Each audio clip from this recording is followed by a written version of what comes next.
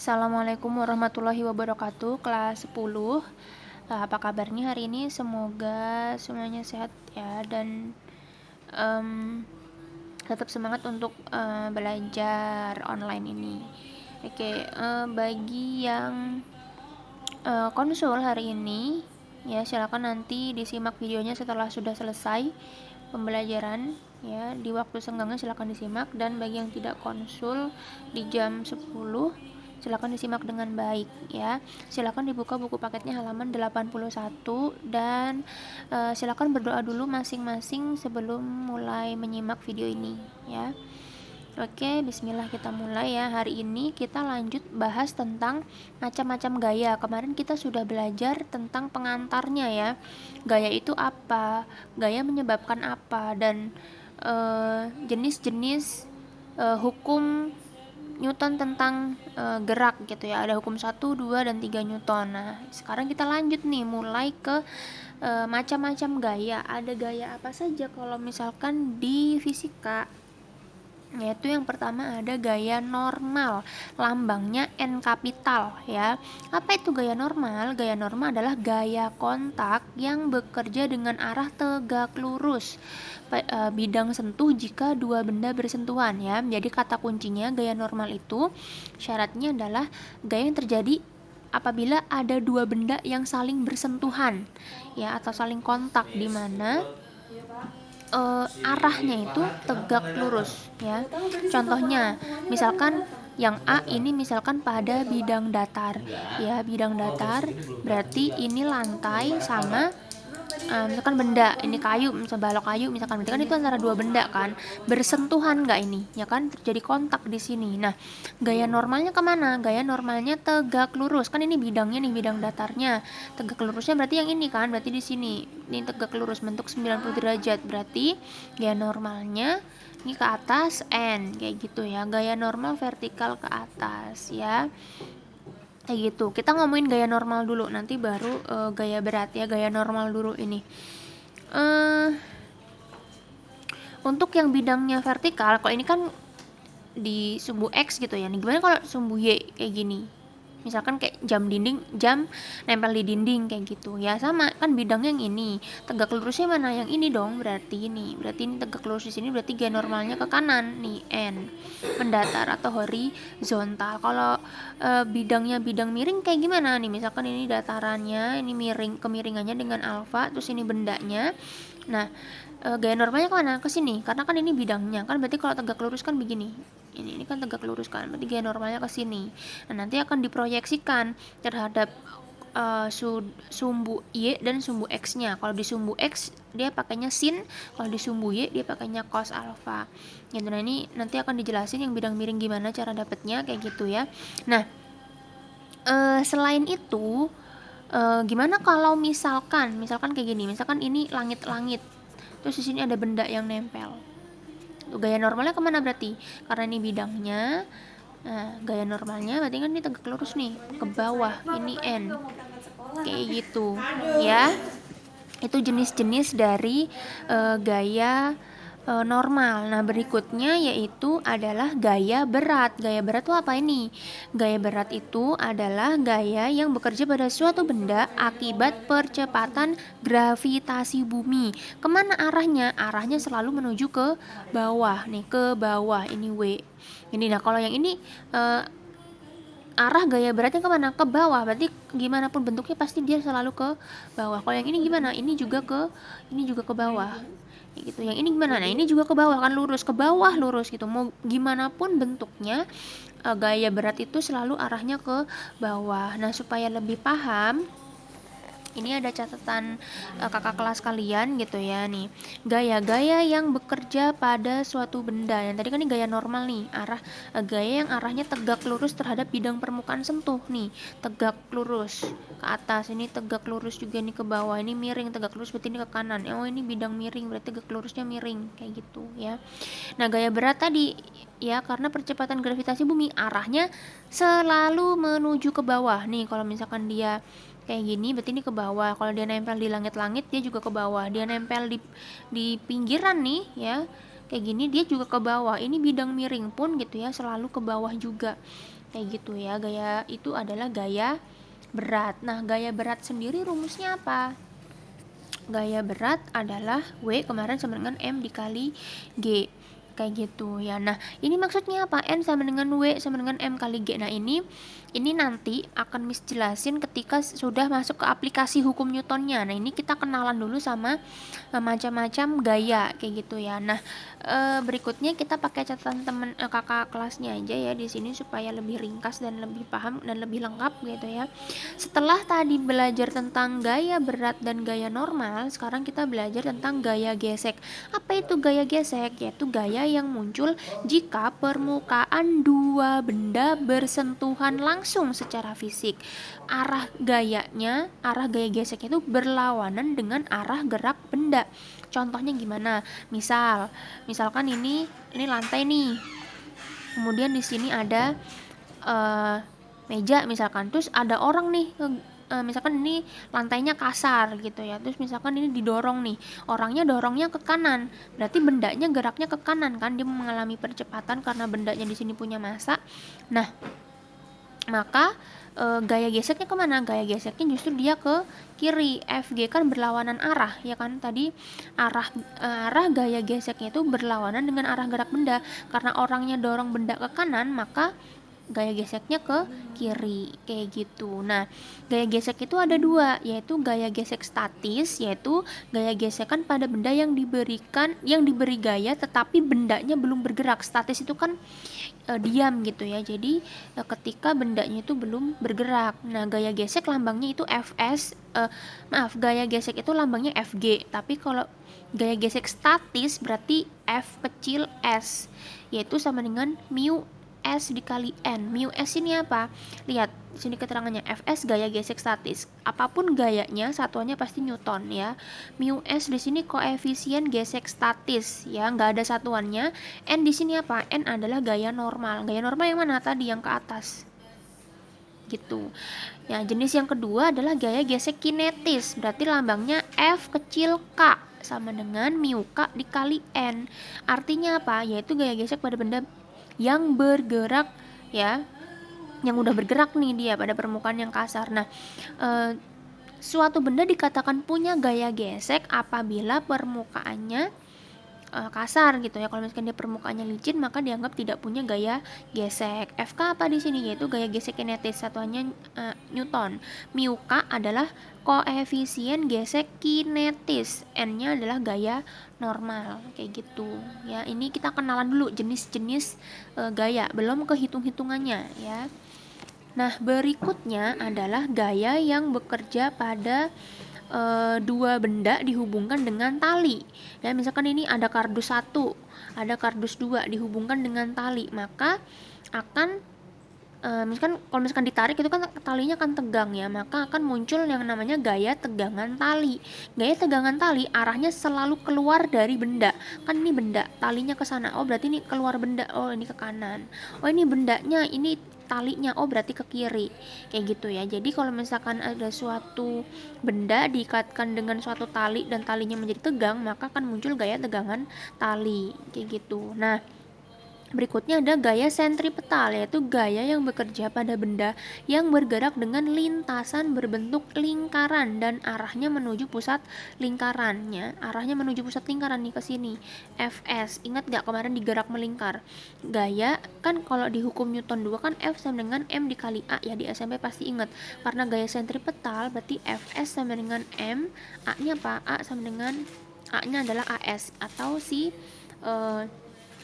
percepatan sentripetal nih yang ini kemarin kan, F sama MAS ya. A-nya boleh V kuadrat per R, atau kalau mau pakai omega kuadrat dikali R, sehingga tadi kan ini M kali AS ya, berarti M dikali V kuadrat per R, atau boleh M kali omega kuadrat kali R. Ini di gerak melingkar kemarin sudah ya. Nah, Fs-nya gaya sentripetal, satuannya Newton, M itu massa benda dalam kilogram, V itu kecepatan linear, M per S, dan R-nya itu jari-jari lingkaran dalam meter, omeganya kecepatan sudut, satuannya apa kemarin? Radian per sekon, seperti itu ya. Jadi itu adalah jenis-jenis dari gaya ya. Sama sebenarnya kayak yang di buku paket kalian. Nih kan dia ngomongin tentang gaya sentripetal, sama nggak? Fs sama dengan M kali AS. AS-nya boleh pakai V kuadrat per R atau omega kuadrat dikali R. Kayak gitu, ya. Nah, kemudian di sini ada juga gerak benda melalui sisi dalam lingkaran. Ada juga yang melalui sisi luar lingkaran, kayak gitu. Nah, ini kita cukup tahu aja gitu, karena nggak akan terlalu dibahas di soal. Yang akan dibahas di soal nanti justru yang gerak pada bidang datar, bidang miring, dan dihubungkan dengan katrol, kayak gitu, ya.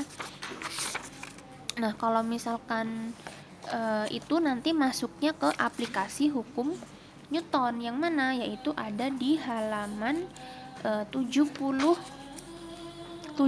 nih ya. Ada pada lift, kemudian ada pada apa lagi nih? Ya, benda digantung dengan katrol, ya, ada dua benda digantung pakai katrol dihubungkan dengan tali. Kemudian ada yang pada bidang datar tapi licin, gitu kan. Kemudian ada apa lagi? Ada pada bidang miring licin. Terus di sini tadi ada yang dihubungkan dengan tali, kayak gitu. Ada juga nih yang dua benda dihubungkan dengan tali, dihubungkan lagi pakai katrol, yang satunya masih nempel nih di bidang, yang satunya menggantung, kayak gitu. Nah, ini nanti akan kita bahas ya. Silakan dipahami dulu tentang macam-macam gaya. Kalau misalkan ada yang belum paham, silahkan tanyakan atau didiskusikan di grup. Oke? Nah, tadi setelah belajar tentang jenis-jenis gaya, dan kemarin kita juga udah belajar teorinya tentang hukum 1, 2, dan 3 Newton, kita coba kerjakan beberapa latihan soal buku paketnya halaman 83 ya, supaya mulai sedikit demi sedikit memahami tentang materi hukum Newton tentang gerak ini. Nah, kita coba kerjakan yang nomor 1 dulu ya. Nah, setiap benda cenderung untuk mempertahankan keadaan semula. Hal ini sesuai dengan apa? Ada kata-kata mempertahankan keadaan semula, berarti mempertahankan posisinya. Nah, kemarin ini merupakan nama lain dari hukum berapa? Hukum berapa Newton? 1, 2, 3, gravitasi sama kekalahan energi mekanik sudah pasti bukan ya. Nah, kita ngomongin tentang hukum Newton ya. Cenderung untuk mempertahankan keadaan semula itu adalah kelembaman atau inersia. Berarti itu merupakan nama lain dari hukum 1 Newton. Berarti jawabannya yang A. Ingat nggak kemarin mempertahankan posisinya ketika misalkan kita lagi naik bus gitu ya, lagi jalan, tiba-tiba bapak supirnya ngerem, apa yang terjadi pada tubuh kita? Tubuh kita maju ke depan gitu, karena mempertahankan posisinya untuk tetap maju berjalan ke depan, kayak gitu ya. Nah, coba kita bahas nomor 2. Gaya F bekerja pada benda yang bermassa M sehingga bergerak dengan percepatan A. Jika massanya menjadi, ada kata-kata menjadi, ini berarti ada berubah. Berarti ini adalah kondisi 1. Ketika ini berubah, berarti ini menjadi kondisi 2. Berarti boleh kita tulis ini namanya soal perbandingan ya. Misalkan diketahui di sini F1 sama dengan F, M1 sama dengan M, A1 sama dengan A. Jika massanya menjadi 4 kali semula, berarti ada kondisi 2 nih. Massa yang kedua adalah berapa kalinya? 4 kali semula, berarti 4M. Semula kan M doang. Dan gaya yang bekerjanya tetap, F-nya tetap nih, berarti F1, F2-nya sama-sama F. Ini kan tetap. Maka percepatannya menjadi berapa? Yang ditanya berarti A2. Maka kita bisa pakai perbandingan, yaitu apa? Kan dia F1 sama F2-nya tetap nih. Ya, gayanya kan tetap. Berarti F1 itu sama dengan F2. Kita tahu di hukum 2 Newton, F itu rumusnya apa? M kali A. Di SMP masih inget ya. Nah, berarti di sini kita tulis F-nya itu apa? Berarti di sini karena F1 berarti M1 kali A1 sama dengan, karena ini F2 berarti M2 kali A2. Nah, kita masukin M1-nya apa tadi? M1-nya M, A1-nya A, M2 nya 4M, A2 nya tetap A2 karena yang mau ditanya ya. Lihat di sini punya M, di sini juga punya M, karena ini perbandingan kanan kiri boleh dicoret, M nya dicoret, berarti sisa apa? Sisa A sama dengan 4A2. Nah kalau mau nyari A2 rumusnya angkanya berubah jadi gimana? Jadi A per 4 ya kan, 4 nya turun. Nah jawabannya A2 nya berarti A per 4 atau yang mana? Atau sama aja dengan 1/4 A. Jawabannya berarti yang B, kayak gitu ya. Nah sekarang kita coba kerjakan nomor 4 ya. Ini ada hubungannya dengan kemarin yang materi gerak lurus ya. Benda bermasa 50 kg, masanya 50 kg, bergerak dengan kecepatan 4 meter per sekon ya. Ini diketahui berarti ya. Besar gaya yang diperlukan untuk menghentikan benda. Oh berarti ini V mula-mula, berarti ada V akhir atau VT nya 0 karena berhenti kan, berhenti berarti 0 M per S. Setelah benda menempuh jarak, ada S-nya. S-nya adalah selama sejauh 10 meter. Yang ditanya besar gaya, tulis berarti yang ditanya adalah F. Nah, ingat ya, F rumusnya adalah M dikali A. Kita di sini udah punya M. Kita butuh nyari apa? Kita harus nyari A. A-nya atau percepatannya dari mana dapatnya? Dari rumus ini. Ada V0, ada VT, ada S. Coba kita ingat-ingat lagi kemarin rumus GLBB. Ada VT sama dengan V0. Karena ini sampai berhenti berarti mengalami perlambatan ya. Berarti min A dikali T. Ada juga apa? Ada S sama dengan V0 dikali T min setengah AT kuadrat. Ada juga VT kuadrat sama dengan V0 kuadrat min 2 dikali A dikali S. Nah karena kita butuh mau nyari A, kita pakai rumusnya yang ini aja ya. Nah karena kan kita punya VT nya berapa? Masukin 0 kuadrat. V0 nya berapa? 4, berarti 4 kuadrat min 2 dikali A nya yang mau ditanya, S nya masukin. S nya kan tadi 10 ya, berarti di sini 0 kuadrat sama dengan 4 kuadrat 16, 2 dikali 10 berarti 20 A ya. Ini pindah ruas ya, karena ini kan 0 sama aja 0 kan, berarti ini tetap 0 kuadratnya tadi 0, sama dengan 16 min 20A. Nah ini min 20A di kanan pindah ruas ke kiri jadi positif, 20A sama dengan 16, berarti A nya adalah 16 per 20. Kalau misalkan bingung disederhanakan, misalkan sama-sama dibagi berapa? 4, 16 bagi 4 berapa? 4, 20 bagi 4 5 ya. 4 dibagi 5 itu berapa? Kalau 40 dibagi 5 kan 8, berarti kalau 4 dibagi 5 kan gak ada nolnya, berarti 0,8 meter per sekon kuadrat. Ingat ya, percepatan itu meter per sekon kuadrat. Kita dapat nih A nya 0,8, berarti kita balik lagi rumus ke ini, F sama dengan M dikali A.